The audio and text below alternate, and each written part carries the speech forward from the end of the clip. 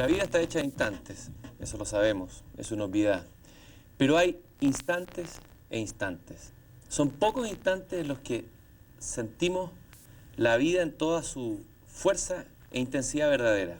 Quien quizás mejor ha definido esto es Federico Nietzsche, quien refiriéndose al instante dice: el gran desprendimiento llega súbitamente, como una sacudida sísmica. El alma joven se estremece de una vez, se suelta, se arranca, ella misma no entiende lo que sucede. Impera un impulso y un embate que se enseñorea de ella como un mandato. Despierta una voluntad y un deseo a todo precio de partir hacia alguna parte. Arde y llamea en todos sus sentidos una fuerte y peligrosa curiosidad en torno a un mundo desconocido. Despierta un susto súbito y una desconfianza frente a lo que ella amaba. Un relámpago de desprecio frente a lo que se llamaba deber. Una exigencia revolucionaria, arbitraria, volcánica, que empuja a la peregrinación. Son esos momentos que se dan a veces en la adolescencia, pero que también pueden darse a lo mejor en la madurez, que hemos leído en tantas novelas del siglo pasado y de este siglo, en que un héroe joven descubre un mundo nuevo ante ellos. Este instante de desprendimiento, de partida, de sacudimiento que experimenta Nietzsche, yo lo experimenté cuando leí por primera vez a Nietzsche, y también lo experimenté cuando leí por primera vez a Martin Heidegger. Y para hablar de esos instantes que surgen en medio de la multitud de instantes vacíos y a veces rutinarios de la vida, y para hablar de este libro que en un instante del tiempo de este siglo marcó nuestro siglo y ha marcado y sigue marcando nuestra manera de pensar y de vivir, que es Ser y Tiempo de Martin Heidegger, contamos con la presencia de un filósofo y profesor de filosofía chileno que hizo esta épica traducción de Ser y Tiempo en una versión muy importante y fundamental, Jorge Eduardo Rivera. Jorge, gracias por estar aquí conmigo en estos instantes de conversación que vamos a tener ahora. Gracias a ti. Lo primero que quisiera preguntarle es sobre el título de filósofo. Lo hablábamos antes del programa. La palabra filósofo tiene una cierta solemnidad y una cierta carga. ¿Cómo se siente usted bajo ese título, bajo ese rótulo?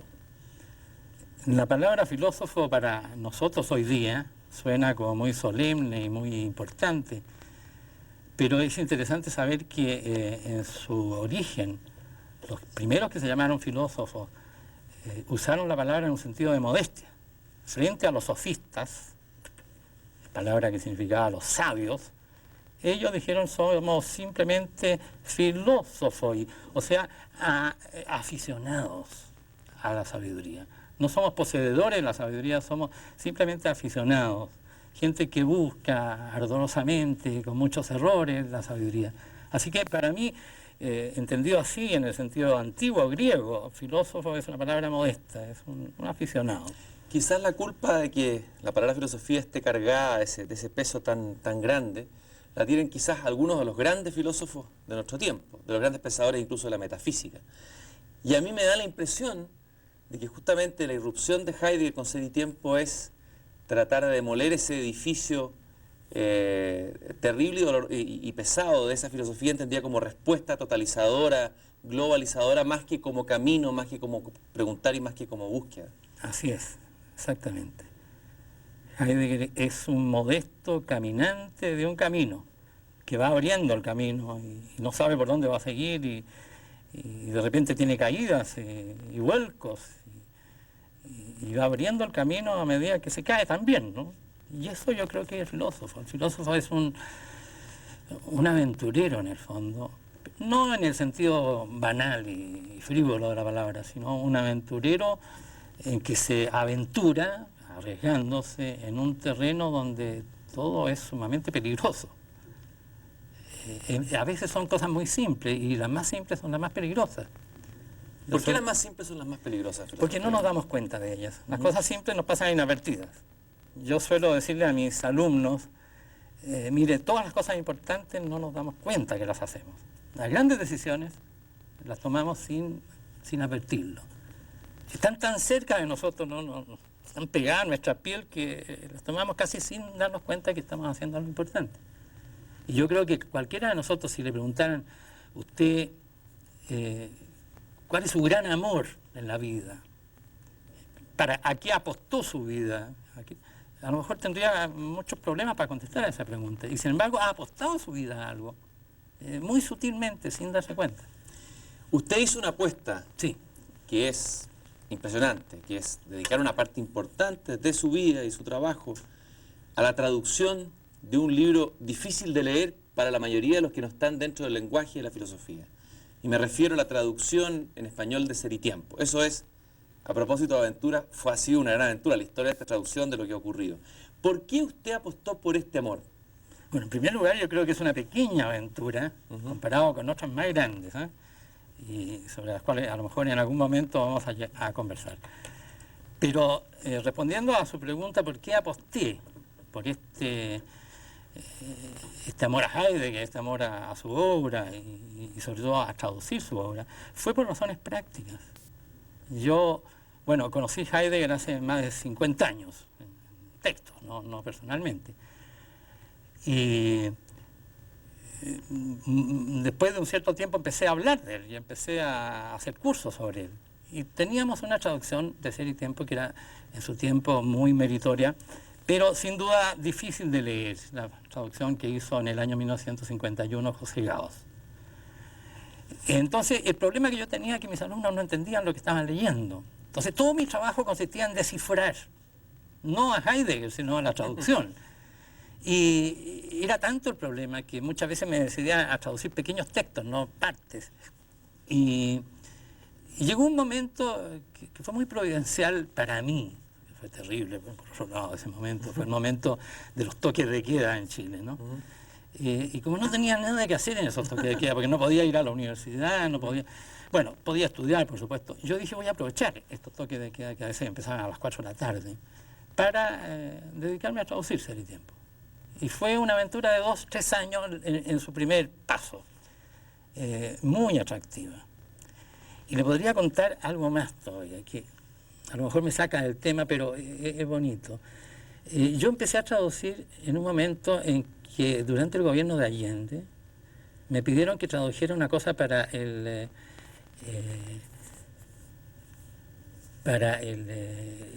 problema que había en ese momento del cobre. Y lo necesitaban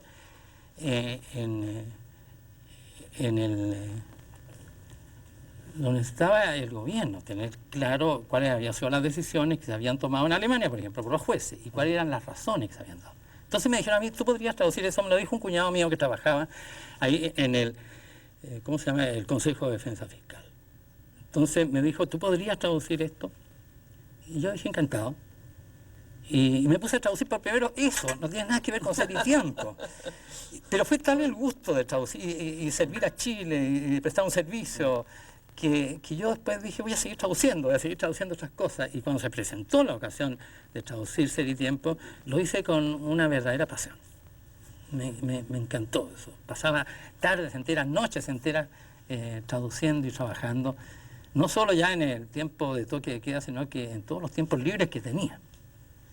Esos momentos de inercia, incluso de aburrimiento, casi de vacío, que corresponden a un toque de queda, son los momentos, parece, favoritos de Heidegger, momentos a los cuales el mismo Heidegger asigna una gran importancia, al aburrimiento y a la angustia, curiosamente que son sentimientos de los cuales huimos cotidianamente todos, ¿no? Todo está hecho para vencer el aburrimiento, la misma televisión, lo que escuchamos en las radios, las mismas actividades que nos creamos para evadir de ello. ¿Por qué son tan importantes esos momentos, entre comillas, de toques de queda metafísicos en la vida? Ya, yo creo que es bueno aclarar que la importancia de esos estados de ánimo, llamémoslos bajos o negativos, ¿no?, como puede ser el aburrimiento o la angustia, no es por ellos mismos, sino que es porque en esos momentos, que son situaciones límite, se muestra nuestro ser y aparece como en gran claridad el ser del hombre. Entonces la ventaja, digamos, la prioridad que tiene, digamos, la angustia, no es porque sea un momento terrible y angustioso en que el hombre se siente abandonado, dejado de la mano de Dios, no es por eso. Es porque en la angustia no hay nada que nos distraiga, nos encontramos a solas con nosotros mismos. Ya no hay cosas que nos atraen o nos interesan, sino que todo pierde interés. Todo desaparece para nosotros y queda desnudo, el puro ser humano abierto a un mundo sin nada. Ahora, lo que emerge ahí es ese mundo sin nada. Sí. Muchos piensan que la cultura es justamente la salida del hombre de esa nada a crear un sentido. ¿Por qué volver al revés? ¿Por qué ese interés de Heidegger de volver como atrás? O sea, de despojarnos de aquello que hemos adquirido, que es la cultura, para enfrentarnos otra vez a la nada. No es la nada por sí misma lo que le interesa a Heidegger. Es la nada porque en la nada, voy a decir una cosa difícil de entender, después le explico. En la nada resplandece el ser. O sea, lo que llamamos nada es un fondo donde no hay ninguna cosa que nos interesa. Nada es no ente. En todos los idiomas antiguos, griego o latín, la nada es el no ente.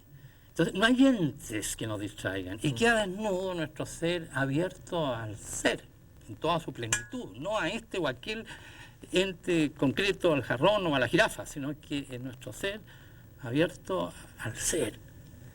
En la nada aparece el ser. Y por eso le interesa a Heidegger. La nada, la angustia, tiene una función ontológica.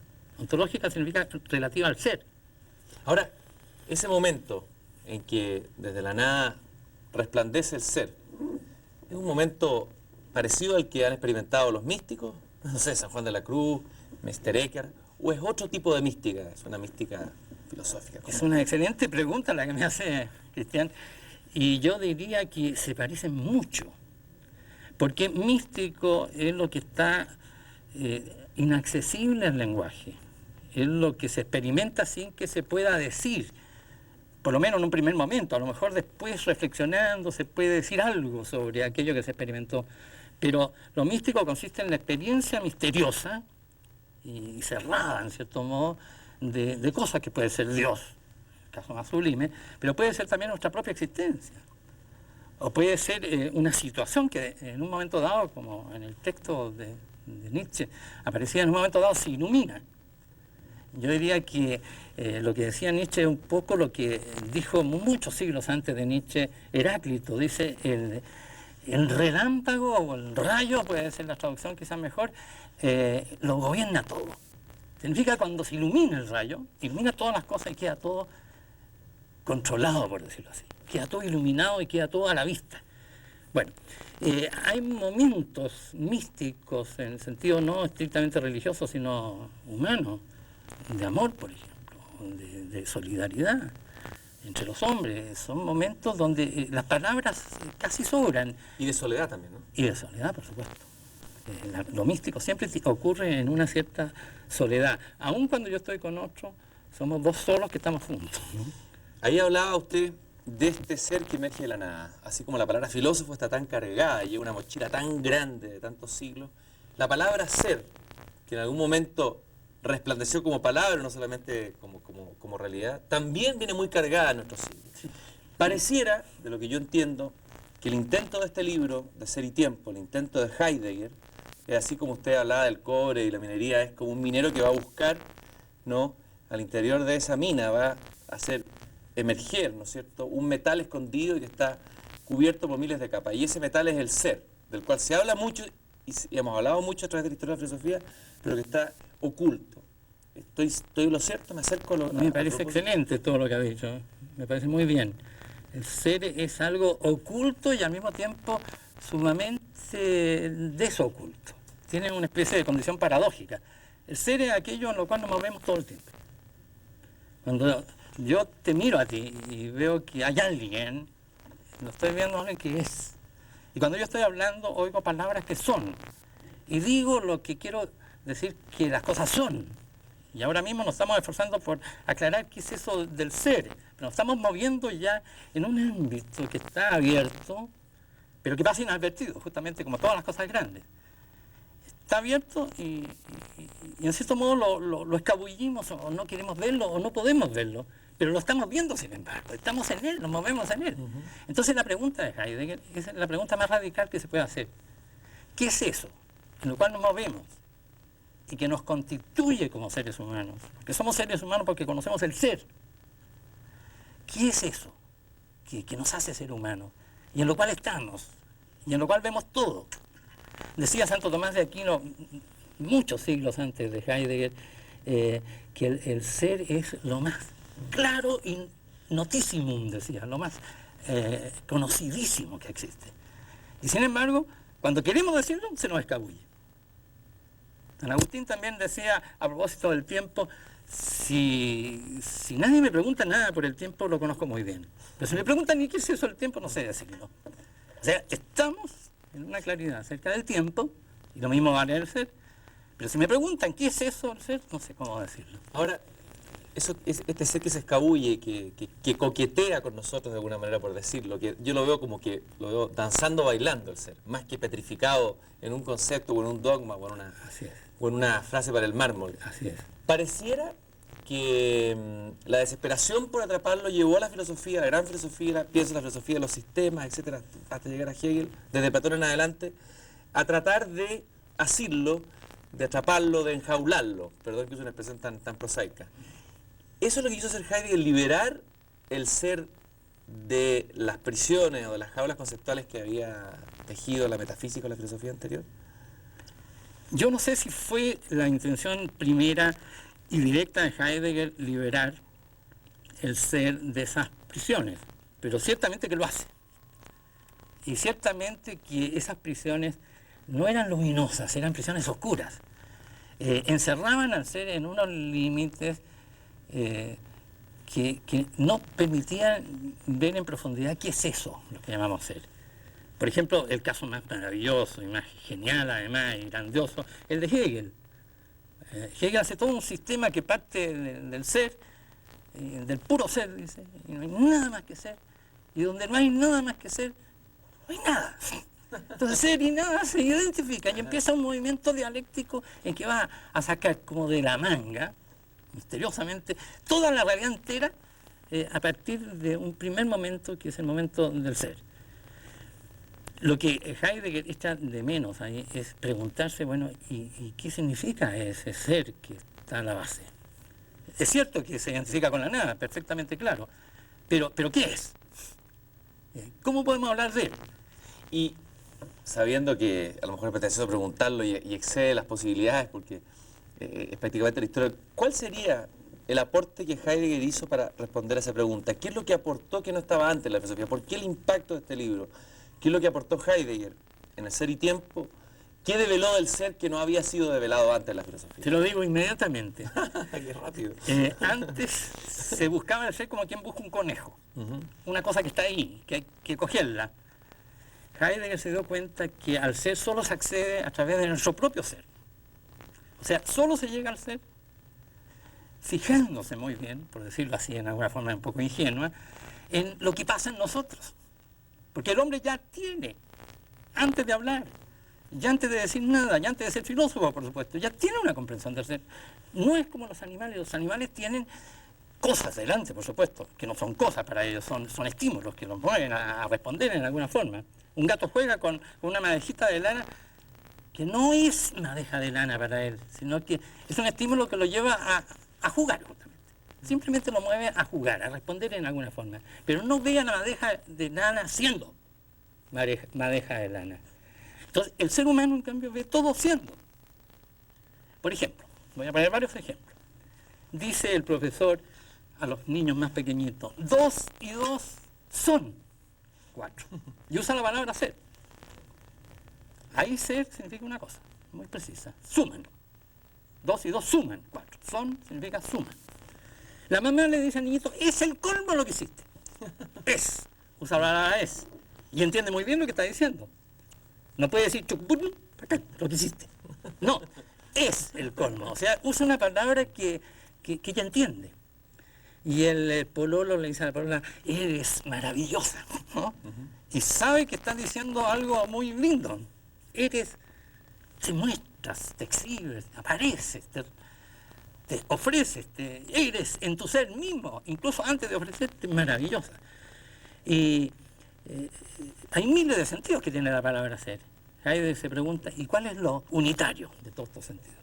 Porque si todos fueran distintos sentidos, tendríamos un mundo hecho pedazos, desmenuzado, no habría unidad.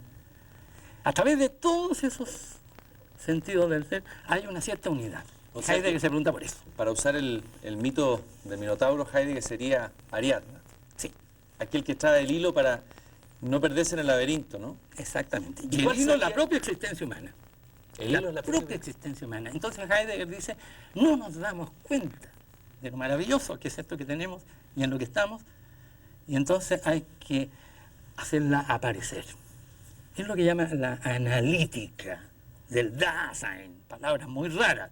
Analítica del Dasein significa que esta existencia, Dasein la buscamos por ahora como existencia, esta existencia humana hay que mostrarla en todos sus elementos, analizarla.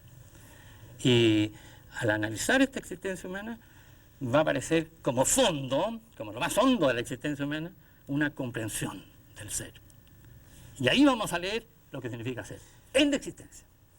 Usted irradia asombro, ¿no es cierto?, júbilo ante el ser. Gozo, absoluto. Gozo. Curiosamente, Heidegger usa bien poco en Ser y Tiempo, pareciera, o mucho menos, júbilo que angustia. ¿A qué se debe eso? Al contexto del tiempo en que se dio la obra, en un momento a lo mejor que estaba la crisis europea, occidental, había.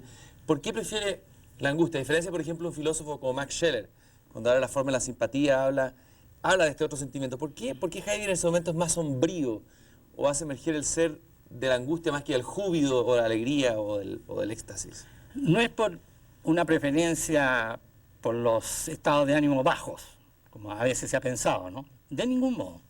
Porque en muchos textos Heidegger habla del gozo, el gozo por la existencia de otro, habla de la alegría, habla de la paz, habla de la esperanza, habla del amor.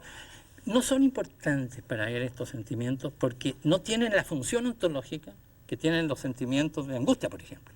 En la angustia todos los entes desaparecen y me quedo a solas, abierto, pero sin nada. Entonces, caigo en la cuenta de que estoy abierto y que lo que me abre radicalmente es el puro ser, no el ser de esto o de lo otro, sino que el ser a secas. Estoy abierto en el ser, entonces se me hace presente el ser. Porque el sentimiento de angustia me quitó los entes. Entonces, eso provoca en mí, humanamente, un sentimiento de tristeza o de dolor, pero desde el punto de vista ontológico me permite advertir que hay ahí una abertura al ser.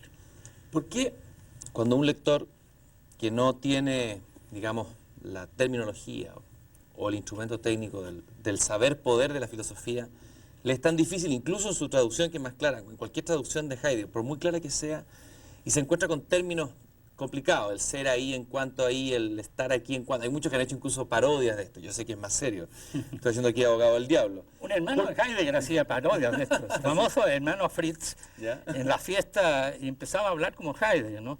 El ser, seré, en tanto que sé, porque y todo el mundo se reía. Ahora, ¿por qué hay que pensar el ser y acercarse al ser mediatizado por un lenguaje técnico y filosófico? ¿Por qué no puede ser esto ser dicho o escrito a través de un lenguaje más transparente, más claro? Pienso, por ejemplo, en otros filósofos que no sé si los filósofos consideran filósofos como el rumano Cioran, que uno lee los libros de Cioran, viene todo esto dicho, a lo mejor, o la angustia, o el nihilismo, la nada, pero a través sin caer y sin pasar por la mediatización del lenguaje técnico filosófico. ¿Por qué la necesidad de un lenguaje técnico filosófico que mediatice esta pregunta y esta búsqueda? Es una muy buena pregunta la que me está haciendo y muy atingente al problema filosófico. Yo creo que la necesidad de un lenguaje, no lo voy a llamar técnico, ni raro, sino que lo voy a llamar un lenguaje que no es el corriente. Que sea técnico, después se hace técnico, pero lo que pasa es que he hecho mano de un lenguaje que no está hecho para hablar del ser, sino que está hecho para hablar de los entes, de las cosas. Entonces, he hecho mano de un lenguaje que es corriente, pero le tengo que dar un sentido distinto, porque quiero decir otra cosa.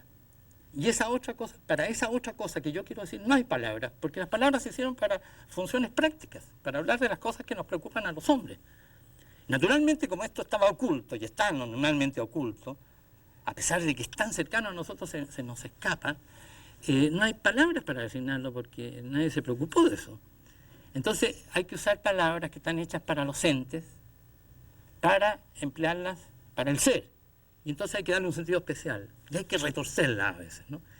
Y hay que hacerla un poco sufrir a las palabras. Yo le voy a poner un solo ejemplo, ¿no? Lo más radical del ser humano está siempre oculto, dice Heidegger. Siempre se esconde. ¿Qué es eso más radical del ser humano? ¿Qué es en el fondo la existencia humana? Nosotros pensamos la existencia es lo que hacemos, ¿no? Y vamos a comprar y hacemos nuestra profesión y nos entretenemos y conversamos. Pero sí, esos son momentos de la existencia, pero eso no es el existir como tal. El existir en tanto que existir. Puede hacer esto, puede hacer lo otro, puede hacer mil cosas distintas. Pero para que pueda hacer todo eso, tiene que tener una situación radical en la cual el existir está movido a hacer esas distintas cosas, a ocuparse de los entes, a buscar a los demás, a organizar la sociedad humana, a buscar la felicidad de todo. Pero se está movido a eso por algo muy hondo y que se le escapa constantemente porque nos fijamos en el detalle y no vemos lo que fundamenta ese detalle. Es como si yo, aquí, en este espacio que estamos, ¿no es cierto? Te estoy viendo a ti, ¿no? Estoy viendo el vaso, estoy viendo el cuaderno, estoy viendo el libro, pero no estoy viendo que yo estoy viendo. Ese momento del estar viendo, como que se absorbe totalmente en la cosa vista y pierde de vista el acto mismo de ver. Ahora, con la patudez que me caracteriza, quizás voy a decir que quizás Heidegger equivocó el lenguaje, quizás había un lenguaje para hablar del ser. No sería la poesía por la cual él sentía una gran atracción. ¿El lenguaje para hablar de estas cosas? Sin duda. La poesía tiene esa libertad y tiene esa cosa grande que saca del ocultamiento a los objetos, a las cosas, ¿no? Y sobre todo a lo que no es ni objeto ni cosa, cuando lo canta, ¿no? Al cantar lo pone delante y lo exalta y lo manifiesta. Voy a poner un ejemplo que es un poema muy conocido de García Lorca, que dice, verde que te quiero verde, ¿no? Ese verde que te quiero verde, toma el verde que es tan corriente, que todo el mundo sabe lo que es el verde y nadie se preocupa del verde, y lo pone delante y lo exalta como verde. Lo que en el fondo está haciendo es mostrar la hondura del verde. Por supuesto que el lenguaje que Heidegger va a ocupar después se acerca mucho a la poesía. En Ser y Tiempo todavía no tanto, yo diría bastante poco, pero después del viraje que tuvo Heidegger por los años 29, 30, Heidegger se va a acercar mucho al lenguaje de la poesía y va a sentir que allí hay una manera, una especie de veta viva, de palabras y de relación con las cosas que se escapa al lenguaje corriente de todos los días. A mí me da la impresión de que surge una pregunta importante en la historia de la filosofía, que es la siguiente. ¿Qué es lo que aportó Heidegger? Yo de repente veo muy emparentado, no sé si estoy equivocado, el intento de Heidegger con el intento de Nietzsche. ¿Qué es lo que avanzó Heidegger o qué pasos dio Heidegger que no había sido dado ya por Nietzsche? Porque Nietzsche fue un remesón también al interior de la metafísica, al interior del pensamiento occidental.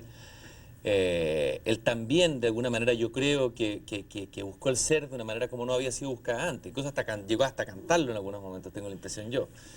¿Qué es lo que Heidegger aporta que ya no haya sido pensado por Nietzsche? Ciertamente Nietzsche vio una situación. Es el relámpago que le iluminó la situación de su tiempo. Y vio que todo lo que había sido grande en algún momento en la historia de los hombres perdía valor y ya no era grande. Y lo que había movido a los hombres incluso a entregar su vida, por eso ya no tenía poder de convicción ni de motivación. Nietzsche ve esto que él llama el nihilismo, ¿no? Ve que el mundo está en un desierto donde no crece nada. Lo único que crece es el desierto mismo, que se va haciendo cada vez más grande, más extenso. Si Nietzsche hubiera vivido en nuestra época, es decir, se habría muerto de pena. Porque ciertamente que ahora el desierto es absolutamente global. La globalización llegó a ser del desierto un desierto que penetra en todos los rincones del planeta. No hay ninguno ¿Qué es ese desierto que avanza? ¿Qué es el desierto? Es donde no hay vida, donde no crecen las cosas, donde hay una sequedad, hay una esterilidad, donde nada mueve, ni interesa, ni importa en definitiva. Y esa sequedad, ese desierto que advirtió Nietzsche en la filosofía, ¿cómo se manifestaba? En la filosofía, bueno, en la época de Nietzsche es uno de los momentos más tristes de la filosofía, ¿no? Lo que rodea a Nietzsche es puro positivismo y materialismo. Nietzsche ve ahí un signo de ese desierto de la muerte, ¿no? No hay cosas que a los hombres los conmuevan profundamente y los muevan profundamente. Interesa contar, interesa constatar que existe tal o cual cosa y dejarlo anotado y simplemente, y eso es todo. De nada por lo cual se pueda dar la vida, hay nada que decir en ese momento. Por eso Nietzsche dice esa frase famosa de Dios ha muerto. Dios para él significa todo lo grande, aquello por lo cual se da la vida. Ha muerto. Es una frase que se entendía mal muchas veces. Sí. O ha sido entendida de forma muy reductiva. Y se ha dicho que Heidegger es el segundo asesino, el que vino a rematar a Dios, que ya estaba agonizando por el disparo que le había dado Nietzsche. ¿Es cierto eso? No, sí. ¿Heidegger vino a rematar a Dios? Primero, Nietzsche no disparó contra Dios. Nietzsche constata que Dios ha muerto y dice, nosotros lo hemos matado. Pero entiéndase, no yo, Nietzsche, sino que nosotros los hombres de nuestra época y de antes, ¿no? Desde una época muy larga, le hemos dado muerte. Y Nietzsche no canta gozosamente esa muerte, lo encuentra espantoso, encuentra una cosa terrible, que lo más grande se haya desaparecido de la vida de los hombres. Dice, andamos en la nada, nos movemos en el vacío, dando tumbos sin saber a dónde vamos, ¿no? Ciertamente Heidegger no volvió a disparar contra ese Dios, sino todo lo contrario. Heidegger en sus obras del segundo periodo, que podríamos llamarlo así, ¿no? Después del viraje, del giro que tiene su pensamiento, por ejemplo, la gran obra, las contribuciones a la filosofía, que es una obra larga, más larga que Ser y Tiempo, que se escribió entre 1936 y 1938, y que no se publicó. Había cosas peligrosas que no se podían publicar. Era la época de Hitler, ¿no? Y hay un antirracismo absoluto. Se manifiesta el desprecio más grande por el racismo nazi, ¿no? Y otras cosas más. Era un libro que no era para publicar, era un libro para él, y que se vino a publicar después de la muerte de Heidegger, exactamente 13 años después de la muerte de Heidegger, para el centenario de su nacimiento. En ese libro, yo diría que casi no hay página que no hable de Dios, pero de Dios como una esperanza que va a surgir la vuelta de este Dios que se ha perdido. La vuelta de en este una Dios. entrevista, creo que en The Spiegel, la Sí. famosa entrevista de Spiegel, dice de un Dios por venir, Sí. que lo que tiene que construir la filosofía o el pensamiento es preparar el terreno para un Dios por venir. ¿Qué significa esa idea? Que no puede la filosofía directamente hablar de Dios ni decir nada sobre Dios en este momento, sino que lo que tiene que preparar es la abertura del hombre al ser, desde donde ese ser, en el cual el hombre empieza a vivir conscientemente y reflexivamente, aparece como sagrado. Y desde dónde entonces, desde eso sagrado, es posible que de repente cobre rostro y aparezca Dios de nuevo para los hombres. Ese Dios por venir no es un Dios un poco como que se hubiera ido y va a regresar.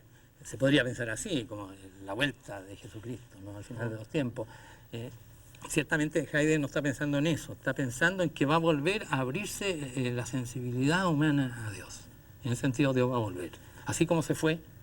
Él prefiere usar esa expresión, se fue Dios, se fueron los dioses. No es que los hombres lo hayan matado, los dioses en un momento dado se van, porque no hay cabida para ellos, no hay espacio para ellos. Entonces él espera que ese Dios vuelva.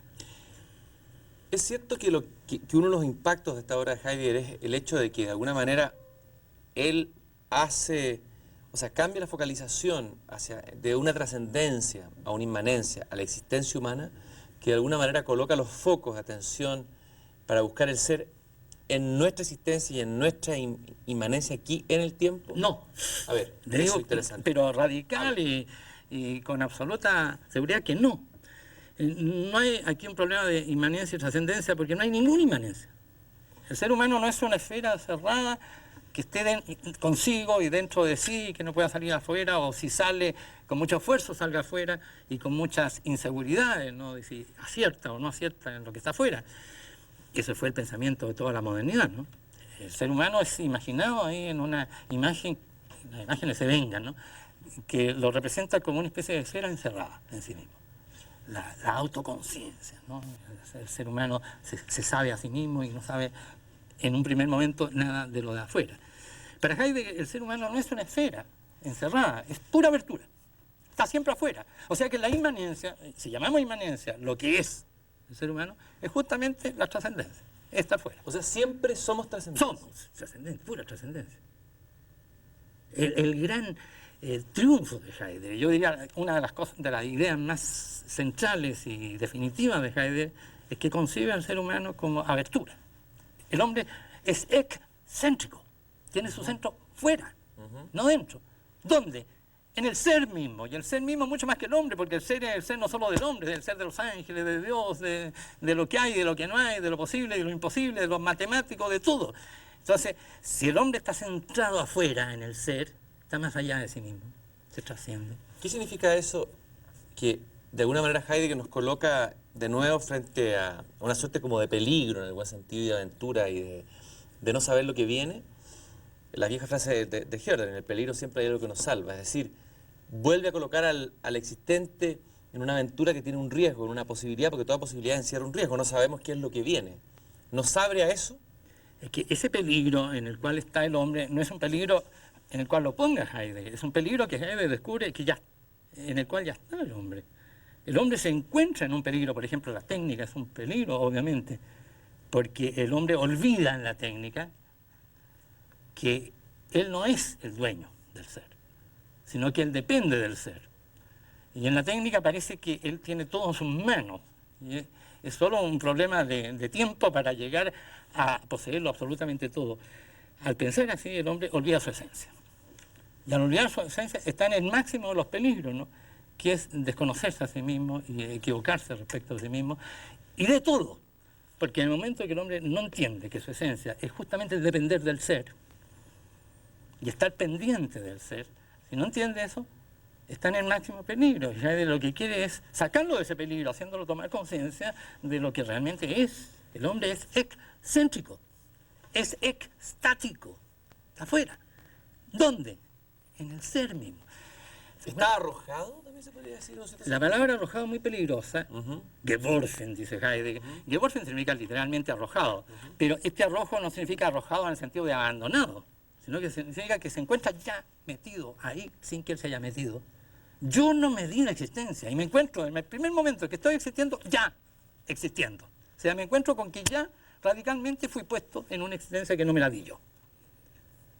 Quizá uno de los problemas interesantes de ver en Heidegger, en el pensamiento de Heidegger, el tema de lo ético.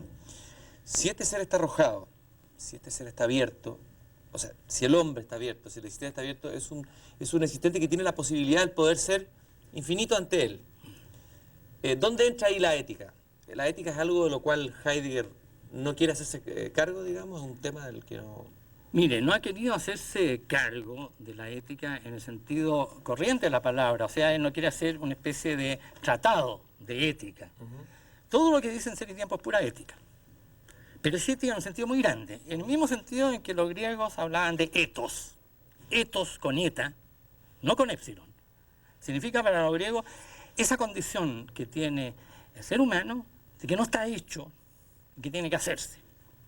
Y que tiene que hacerse naturalmente mirando a lo que hay, porque se hace con las cosas, y se hace con los demás, y se hace consigo mismo.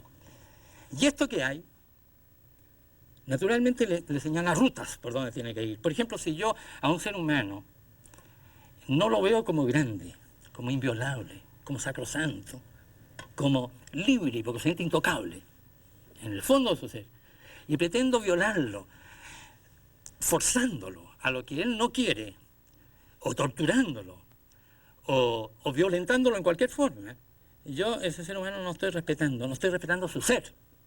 Y por consiguiente estoy haciendo mi ser sin respeto al ser, porque no estoy faltando a la ética. Ahí hay un concepto muy hermoso que me ha gustado siempre en Heidegger, el tema del cuidado, no sé si usted lo traduce así, el cuidado del ser, el curador, el hombre como curador. A ver, hablemos un poco de eso. Claro, que el ser de todas las cosas nos ha sido confiado a nosotros, ¿no? Y no solo el ser de todas las cosas, el ser mismo. Solo hay ser, con toda la amplitud que tiene ser, que no es nunca una cosa determinada, sino que tiene la amplitud de cualquier cosa que pueda venir, esa abertura total. Solo hay ser allí donde hay ser humano. Porque donde no hay existencia humana, no aparece el ser. Aparecen las cosas, por supuesto. Aparece un jarrón, aparece un libro, aparece el vaso, o el agua. Pero el ser es el ser del jarrón, del vaso, del agua, pero también de lo que no aparece, de lo que podría aparecer, de lo que es posible, o de lo que es irreal. Los entes irreales, Don Quijote de la Mancha, también es. Y los que no han sido inventados todavía, se pueden inventar en el futuro, también son. Entonces, el ser solo ha sido entregado en todo el cosmos entero al hombre. Al hombre. Está en manos del hombre. Es el hombre el que lo pastorea. Es el pastor del ser. Ahora, en Ser y Tiempo, la expresión cuidado, sorge, se refiere no tanto al cuidado del ser en general, sino que al cuidado del propio ser. El propio ser humano le ha sido confiado al hombre. Yo me tengo que hacer. Y no me queda más remedio que hacerme. Y este es un punto importantísimo, Cristian, yo quiero decirlo aquí. El ser humano, quiera o no quiera, se está haciendo y está decidiendo mil cosas en todo momento. Y a veces cree él que no decide. Yo no decido nada. Yo me lavo las manos. Yo no entro en esa cuestión. Y tiene una forma de decidir. La forma de decir, yo no hago nada con esto. Y es una forma de decir como cualquier otra. Lavarse las manos es una forma de ser y de hacer como cualquier otra. Entonces, este cuidado con que tenemos que hacer nuestro ser, no en un sentido, yo diría, piadoso de seamos cuidadosos, no. No, es un cuidado que existe, queramos o no queramos. Incluso cuando nos descuidamos, estamos cuidando el descuido. Y cuando decimos no me cuido de nada, me estoy cuidando de no cuidarme de nada. Y es un cuidado como cualquier otro. O sea, estamos entregados a un cuidado. Y ese es el cuidado del cual habla Ser y Tiempo. Y ese cuidado de nosotros mismos es también el cuidado de las cosas. Porque yo solo soy en la medida en que estoy abierto a un mundo. Y en ese mundo hay cosas. Yo tengo que hacer mi ser con las cosas. Tomo agua es hacer algo con una cosa.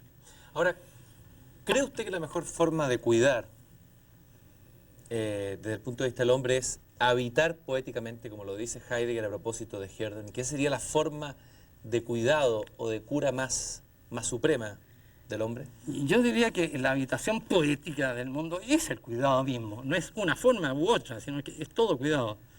Lo que pasa es que en la habitación poética estamos abiertos cuidadosamente al mundo en forma poética. Por consiguiente, el mundo se nos muestra en su ser. Porque eso es la poesía, mostrar las cosas en su ser. No mostrarlas teóricamente, como el filósofo, como el científico. Es mostrarlas cantándolas, las hace aparecer delante. Cuando yo canto la rosa, lo que hago es hacer florecer delante de mí la rosa aparece delante. Entonces, en esa forma de existencia poética, las cosas se muestran en su ser, en la forma más radical. Y por consiguiente, puedo cuidarme de mi propio ser a partir del ser de las cosas visto en su radicalidad. La otra palabrita, palabreja, palabrota o palabraza es tiempo. Otra de las grandes angustias y preguntas del hombre siempre. Sí. ¿Qué es el tiempo? A ver, ¿qué es lo que aporta, qué es lo que entrega o descubre o abre Heidegger en relación al tiempo en la filosofía, en el pensar? Lo cambia todo.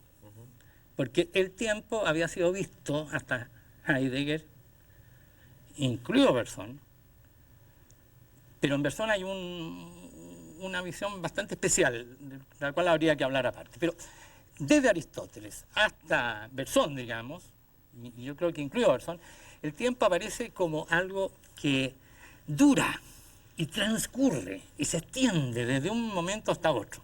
Es una especie de elástico que se estira, como decía el propio Bergson, ¿no? Y se va estirando cada vez más.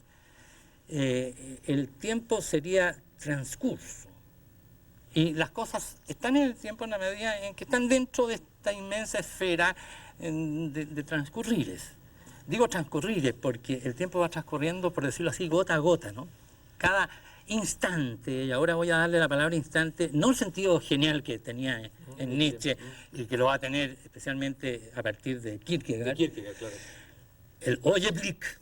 El Augenblick es justamente el rayo de la visión que de repente abre todo. Pero ahora tomo la palabra instante en el sentido de la hora. Entonces, en la visión clásica del tiempo, el tiempo es un goteo de ahoras. Y la hora de ahora se fue, viene otro ahora, y después va a venir un nuevo ahora, y ya se pasó, y viene un nuevo ahora, y es un constante transcurrir de ahoras. Esto Heidegger no lo niega, pero dice que ese tiempo no es el tiempo radical, es un tiempo derivado y muestra su derivación desde el tiempo radical. El tiempo radical es una especie de abertura que se produce en el ser humano mismo. El tiempo radicalmente está en el ser humano. O sea, ¿somos el tiempo? Somos tiempo. No existe un tiempo fuera de nosotros. En el fondo más, es que no hay nada fuera de nosotros estamos afuera, sino estamos adentro. De nada, estamos fuera, estamos en el mundo. Pero en ese estar en el mundo hay un radical abrirse de 3 dimensiones extáticas que salen hacia afuera. Una es el futuro, es una dirección hacia algo que no es todavía. Y yo estoy constituido por eso. Mi ser es ya futuro, no cuando venga el futuro, es ahora futuro. Es siempre futuro. Y es radicalmente un pasado, no el pasado que fue y que ya no va a volver, sino que un pasado que me constituye radicalmente. Yo soy mi pasado. Vaya que no, si no lo soy. En este momento estamos hablando porque yo escribí Ser y Tiempo, ¿no? Y ese pasado lo tengo. Y no solo ese, hay un pasado más radical, que yo fui arrojado en la existencia, y por consiguiente llevo detrás una especie de condición de haber sido hecho ser, que me constituye y es parte de mi ser.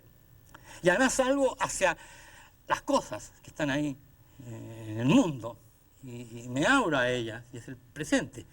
Esta especie de rosa, permítame usar una metáfora, quizá de mal gusto, pero esta especie de flor que se abre con esos 3 pétalos que son el futuro, el pasado radical y el presente, esto unitariamente vivido, esto es el tiempo. Entonces es una especie de ámbito de abertura donde pueden aparecer cosas. Y Heidegger va a decir, las cosas aparecen siendo, porque previamente el tiempo temporeó o temporizó, como traduzco yo. El tiempo se temporiza, quiere decir que el tiempo se hace, se temporiza, o sea, se temporea, si pudiera usar esa palabra. El tiempo no es algo que es, sino que temporiza. O sea, se despliega como tiempo. Entonces, este tiempo que se despliega como tiempo, el que abre un ámbito dentro del cual cabe que podamos pensar el ser. Es el sentido del ser. Entendí un poco la aplicación práctica, que siempre es malo aplicar prácticamente, pero de todas maneras tengo la impresión de que si uno se acerca al pensamiento de Heidegger, algo ocurre con uno, algo se transforma, si no, no serviría para nada la filosofía, digamos. Esta concepción del tiempo, ¿en qué sentido puede afectar nuestra manera de vivir y de ser?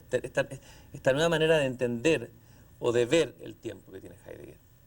Absolutamente, porque nos damos cuenta entonces que el tiempo en el cual estamos no es un tiempo que se pueda controlar con reloj o con lo que sea, ¿no? Es incontrolable. El tiempo es la abertura en la cual estamos y que nos constituye en nuestro propio ser. Absolutamente no está en nuestra mano. Somos del tiempo. Somos tenidos por el tiempo. En cambio, el otro tiempo de alguna manera lo tenemos en nuestra mano. Es un objeto. Es un objeto. Se mide con los relojes y se dice a tal hora vamos a hacer tal cosa. Y tengo en cierta manera controlado el tiempo. El tiempo que nos constituye es incontrolable. Él nos controla a nosotros. Nos hace ser. Somos el tiempo. Somos tiempo. Radicalmente. Todo ser y tiempo es esto, que Heidegger trata de hablar de cosas que están tan hondos, tan enterradas en la existencia humana, que cuesta mucho verlas. Y todo el tiempo está apuntando como con un dedo índice hacia esa cosa misteriosa que, decíamos delante, esa cosa, podríamos llamarla mística, que está en nuestra propia constitución de ser. Entonces está mostrando eso ese tiempo que nos constituye. Somos futuro. El futuro no... Pero cuidado, somos un futuro que se acaba. Somos un futuro finito. La muerte está en el término. Ahí el tema de la muerte y de la finitud también es un elemento fundamental en Heidegger. Pero curiosamente Heidegger me da la impresión que hace ver, aunque parezca paradójico, positivamente la muerte.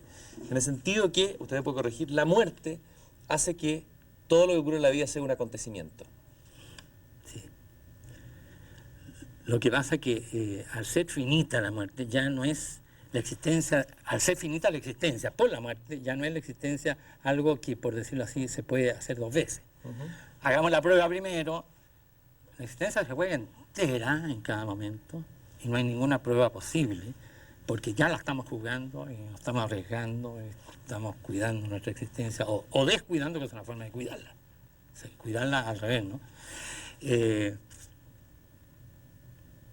La muerte aparece como la finitud del tiempo, el tiempo es finito. El tiempo no es un tiempo indefinido.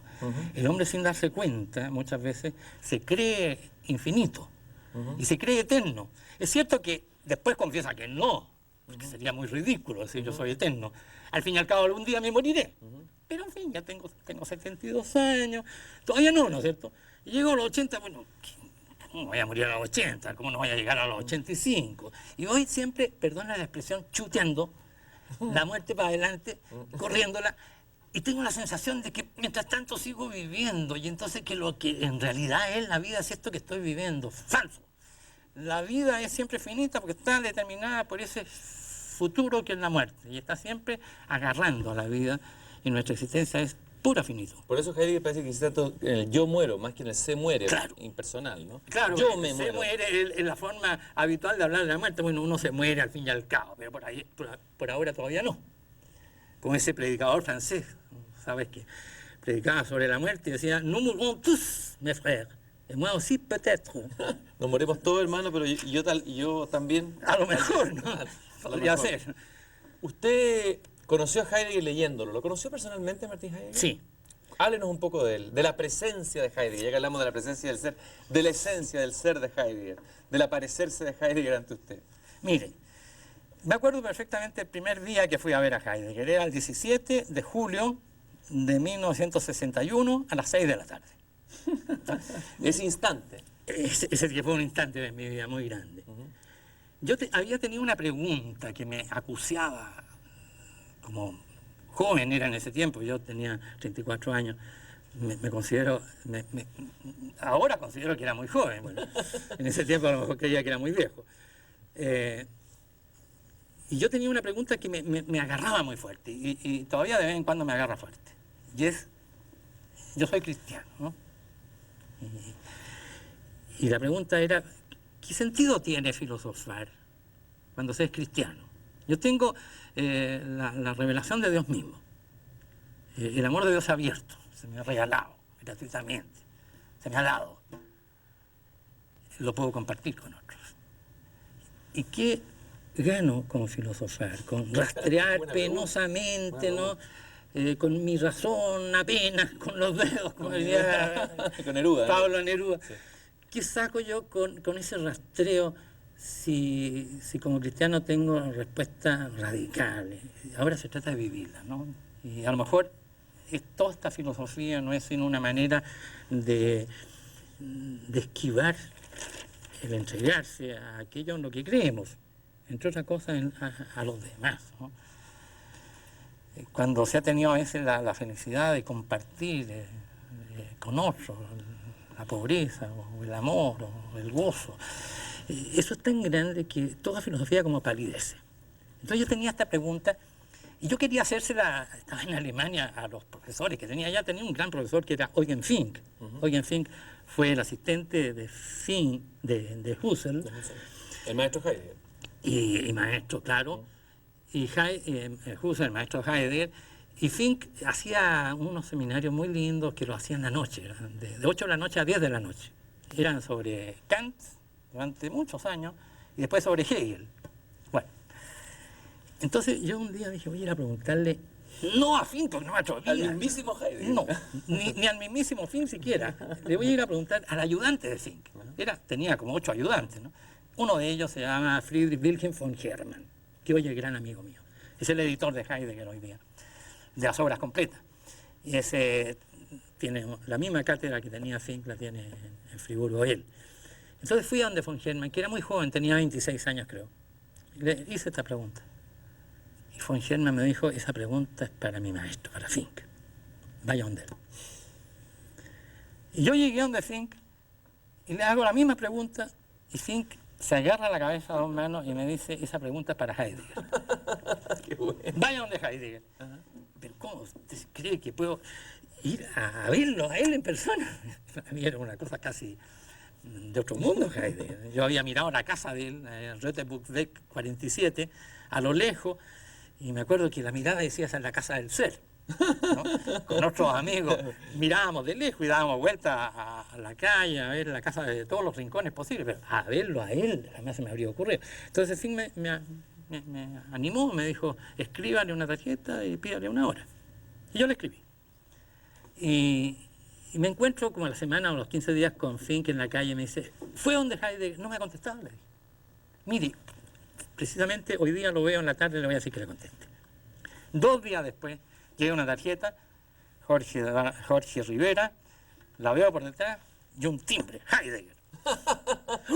Casi me muero, ¿no? Y decía que fuera a verlo ese 17 de julio de 1961 a las 6 de la tarde. Y el 17 de julio de 1961 a las 6 de la tarde, mientras sonaba adentro un reloj que daba a las 6 campanadas, yo tocaba el timbre. Y al mismo tiempo se abría la puerta, era todo sincronizado. Se abría la puerta y aparecía la señora Elfriede, la señora de Heidegger, me dice, my man wartet auf Sie. Mi marido lo espera. Subo al segundo piso y allá arriba estaba en persona Heidegger. Bueno, fue una entrevista muy cordial, muy agradable, él me trató muy bien y me dijo, esa misma pregunta que usted me está haciendo me la hizo hace una semana Karl Rahner, el gran teólogo jesuita, ¿no? Y yo no voy a contar ahora todo lo que me dijo Heidegger. Desgraciadamente no lo grabé. Yo creo que no le habría gustado que lo hubiera grabado, pero lo tengo bastante metido adentro. Pero voy a contar lo esencial. Me dijo, y era una etapa de su filosofar, la filosofía se hace con palabras. La filosofía crea en nosotros una sensibilidad a las palabras y nos hace escuchar, nos enseña a escuchar. Si usted hace filosofía y atiende a las palabras y escucha lo que dicen las palabras, va a estar mucho más sensible a la palabra de Dios. ¡Wow! Esa fue su respuesta. Y en un momento dado me miró a los ojos y me dijo, Sie haben doch viel Besseres. Usted tiene algo mucho mejor. Yo quisiera expresarle mi gratitud por su presencia. Creo que la palabra gratitud tiene un gran sentido en el pensamiento heideggeriano. La gratitud por este trabajo maravilloso que ha permitido releer para muchos Ser y Tiempo, su traducción, por el entusiasmo con que usted ha transmitido eso. Y también quisiera terminar a propósito de la gratitud con un poema de Heidegger sobre la gratitud, que es un poema que tengo entendido escribió a sus amigos en 1964 cuando cumplió 80 años y que dice, ¿qué más instaurador que el instaurar y más fundador que el pensar? Quede el agradecimiento. Lo logrado en el agradecer lo devuelve aquel ante la presencia de lo inaccesible, a la cual nosotros los mortales todos desde el inicio somos apropiados. Qué bonito. Muchas gracias. Gracias a usted. Por su presencia. Gracias.